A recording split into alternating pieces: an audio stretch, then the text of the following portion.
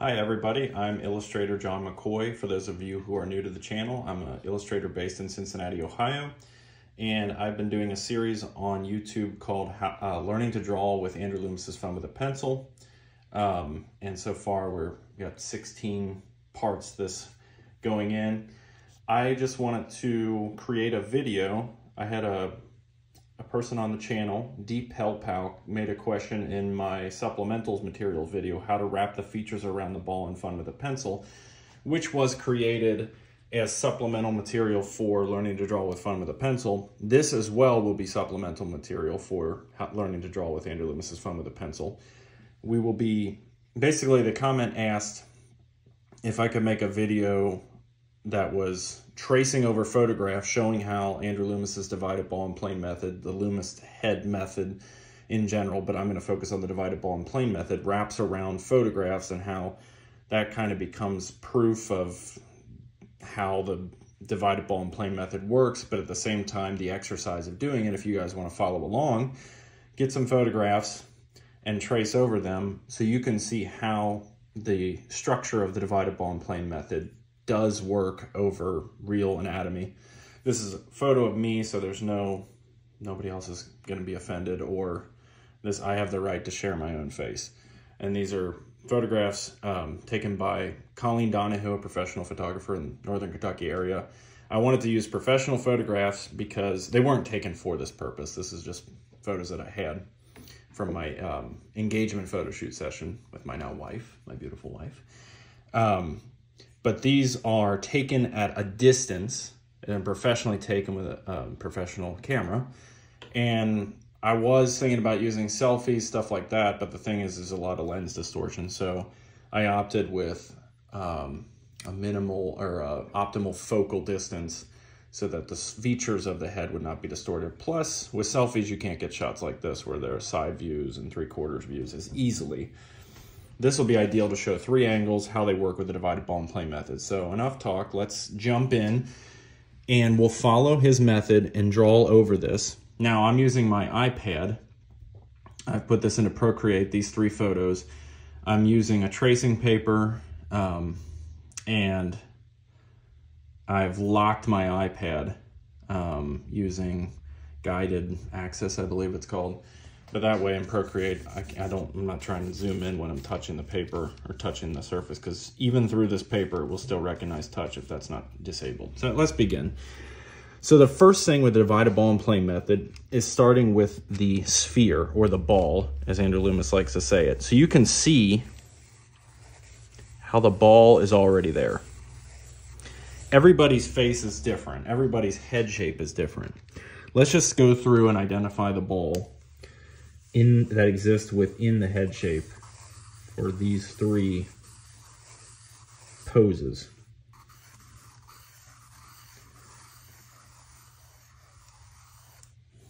So we've identified the ball. Some people have different, like me, I probably have a large plane added. With the divided ball and plane method, you have the plane added for the rest of the features. But first identify the ball and the sphere. It seems that I have a large plane added to this. But you will notice that when you draw over this stuff, the features still coincide with pretty much where everything is. So the nose here, for example, you can see in my picture of myself here, here, that the bottom of the ball coincides pretty much with the nose. So if you were to identify, look at the angle of the head here is drawn in this way. The nose ends here, and it's pretty much right at the end of the ball, which is the same as Andrew Loomis's method. Same here, we got the bottom of the nose and the bottom of the ball, more or less the same. Bottom of the nose, bottom of the ball, more or less the same. So let's continue with his features and see how this goes. So we want to identify the middle line. So the middle line in this case, this is almost a complete side view. So the middle line is happening here.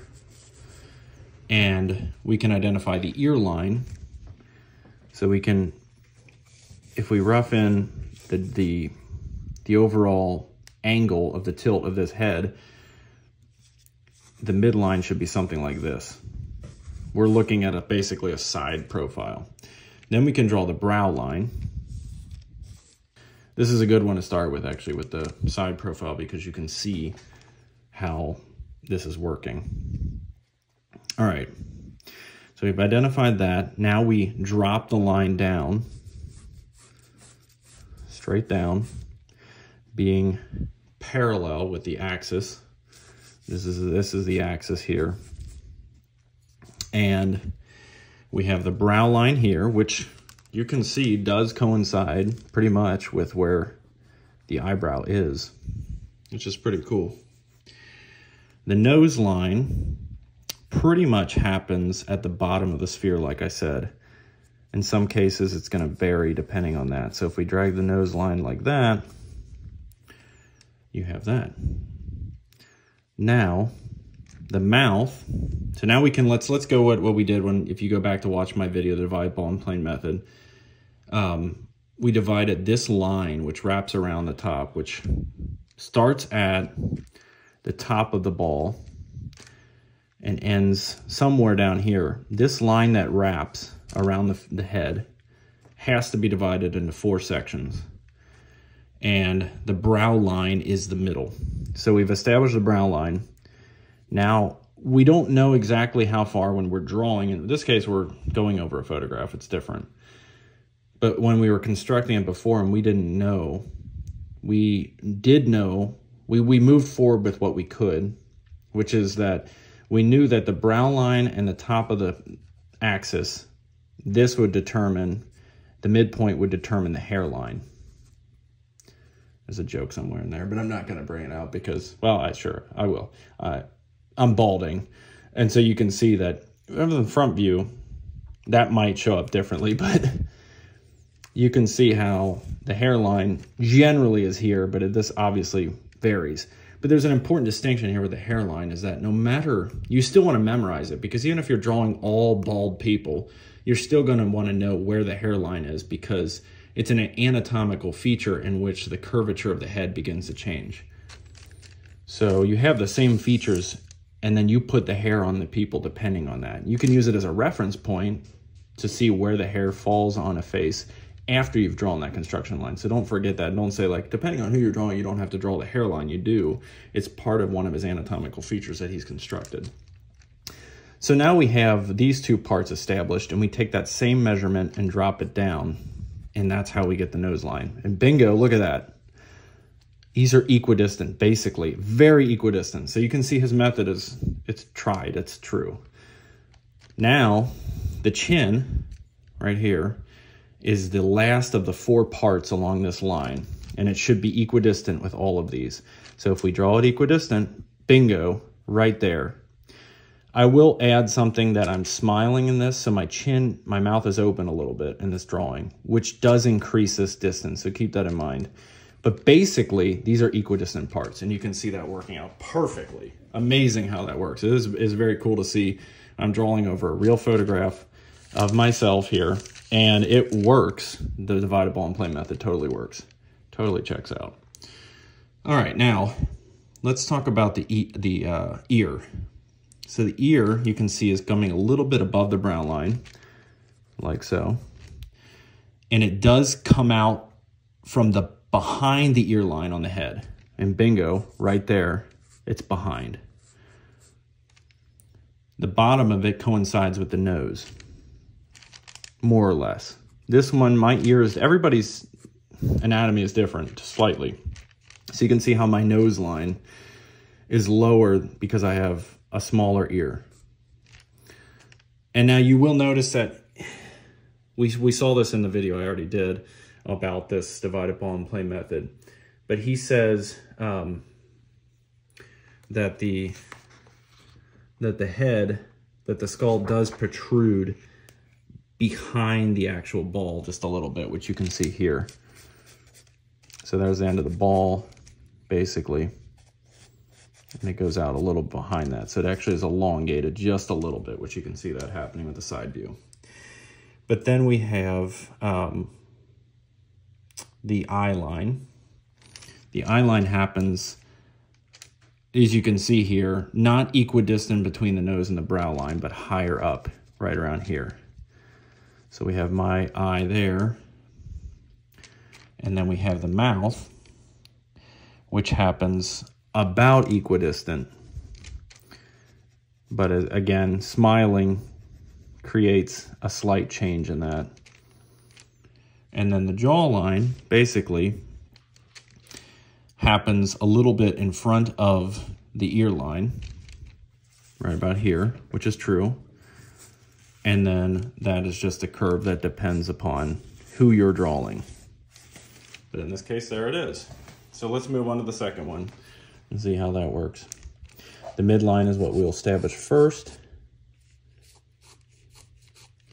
Let's not be confused here when we draw the midline. Don't use the tip of the nose as the base of your midline, but actually use the center between the eyes, which is right on the nose, which is, the nose protrudes a little bit. The nose is actually closer to the actual skull between the eyes right here. So let's use that as our midline. That will be more accurate. And then this feature drops down like so to the middle of the chin. And now you can see how we need to have that divided ball, because it's not, my head is not coming out like this. It's actually more flat in this area, which is why you have, like he says, that ball, which basically you can see here goes pretty much to the edge of the eye. So if you take that to here, you can have that right there, and then this falls down following that. Up here, we have this line. This is kind of tricky because you got to understand the angle of the head. But if you use this as a reference, the brow line, how does it fall with the ear? Just a little bit below the top of the ear. So we have the ear here, it should be right here. And that's the brow line. That establishes that upward angle. You're sort of looking up. The head is tilted in that way. But the ear falls above it, and then the ear happens. So we have the bottom of the nose here, we have the brow line here, and we have the top of the head here. So in between these two, and keep in mind foreshortening, like we said, if you have confusion about that, how these should be foreshortened, I did make another video, which is the origin of this one with a comment that somebody put in this video, is that how the features wrap around the head. So you can watch that. That'll be helpful for understanding why this line is shorter visually than this one. In reality, it's like this, but because of foreshortening and how features wrap around the ball, it should be like that. So there's the hairline. And then you're not going to see the divided ball on this side because it's too far wrapped around the features. That is my cat doing the litter box. So she's making a little bit of noise there. So now we have, again, the mouth is open here, but the mouth basically falls. See, everybody's features are different. My chin is longer here from the mouth to between the nose. In his case here, we have the mouth falling between, almost equidistant between the nose. But then we have these features drop down like this, and then the jaw begins a little bit forward of the ear line that you're seeing here. The jaw begins forward, as you can see, and then drops down and goes down like this. So there we have it. There's the second one. The brow line is like this. And then the eye line right here. John, it's okay. And then the eyes here. Yeah, what's up? Just wanted to appear in one of the videos. So there's the eyes. So basically we have that feature. You can see how the divided ball and plane method works with that feature as well. Now we'll go on to the third drawing. Midline established in the middle of the nose at this point, not at here because that puts it a little too far out. Keeping in mind the curvature of the head, top of the thing, or top of the axis right here. To this line, you can draw that divided method, or the divided ball. And then the brow line is just a little bit below the ear up to here, and then wraps around like so. Eye line, nose, and then that hairline right there. And this one can be dropped down, creates the nose, and that can be dropped down. Brow line to nose, same distance to the chin, right there. And then we have the eyes here, and then this plane dropping down here. Midline like that, midline goes around, mouth.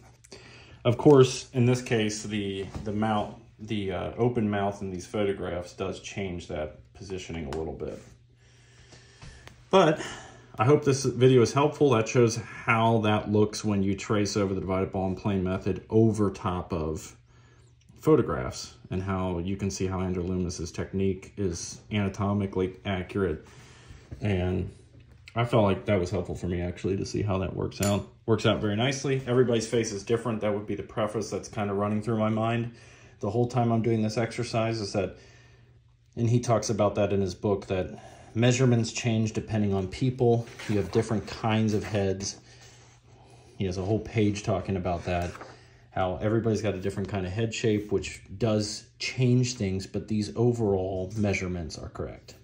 So I hope you guys find that helpful. Let me know what you thought in the comments, and if you have any other questions, something I can help with by making another video.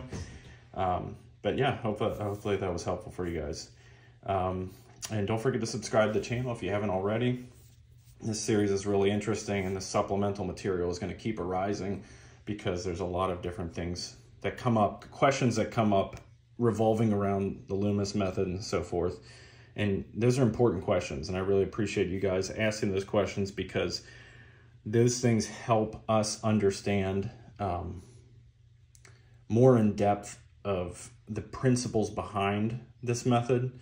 And a lot of them have to do with perspective, which is great. We'll probably be making more videos like that in the future. But anyways, thanks for watching, and God bless.